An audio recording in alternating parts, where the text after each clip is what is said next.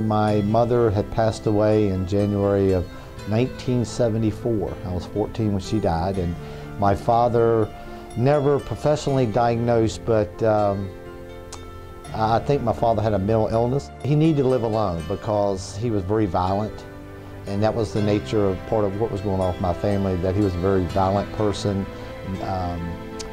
Living with him was like living with an alcoholic. I was living with my sister, who was probably about 3 years older than myself. She was about 18 at the time, and I was living with her with my two other siblings, and there was no other relatives or family that was able to take care of my younger sister and I. It was over her head to deal with herself and us, the other three, and social services, like I said, had been monitoring her situation and decided that she no longer could take care of my younger sister and myself. And so they took us into custody and placed us in a temporary foster home in Floyd. And then I think it was August the 26th of 1976, I left in a social services car in Floyd County and arrived here at the Baptist Children's Home on a Monday morning. I consider myself having two births. You know, the birth when I was born to my mother, and the day I entered the Virginia Baptist Children's Home. That was a new beginning, a new birth for me.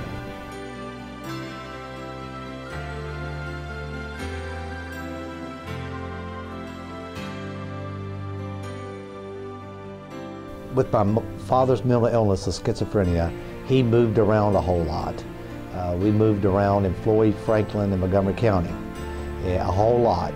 And he worked for farmers. He was a laborer, and because he moved around, because of the violence and the mental illness and the dysfunction in the family, I repeated the third grade twice, and therefore it put me late graduating from high school.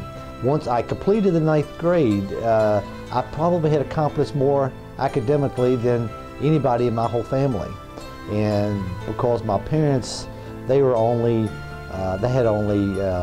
went to the second and the third grade. So a light went off and told me that it's possible. You know, there's light at the end of the tunnel. I could do this.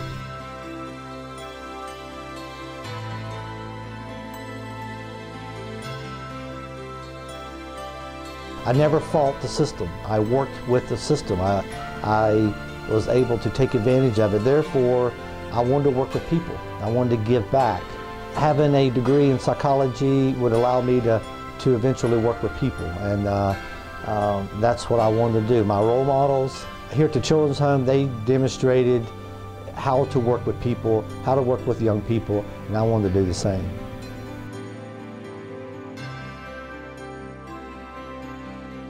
Coming here allowed me to have a place to stay, a roof over my head, had consistency, stability, routines, everything a child needs to be successful.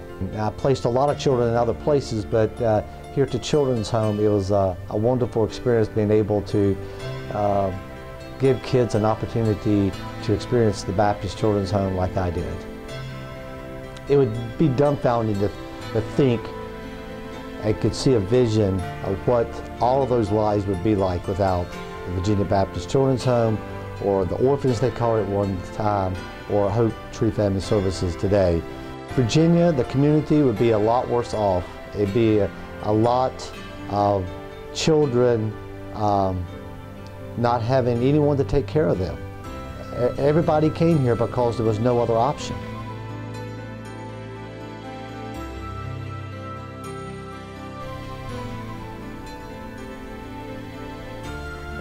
God only knows.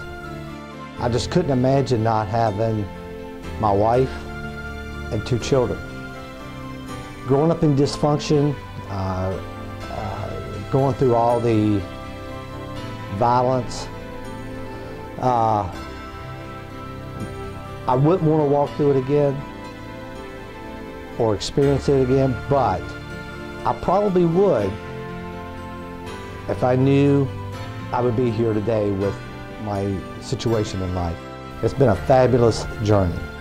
Some people who grow up in healthy families, they build traditions, they build legacies, and their parents raise them, and they become adults and they raise their children because they know how it's supposed to be done. And then they raise their children, and it moves on from one generation to the next. But when you come out of unhealthy families, chaotic families, there's no legacy there. There's a legacy, but it's not a healthy one. I tell my son to stay focused, stay grounded to our family.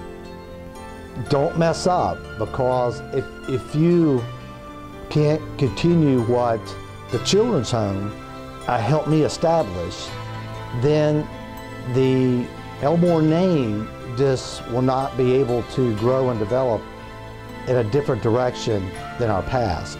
I felt like while I was here, the people here, it was their calling. The children's home, to some people, was a mission field that came to serve God's people. And they did.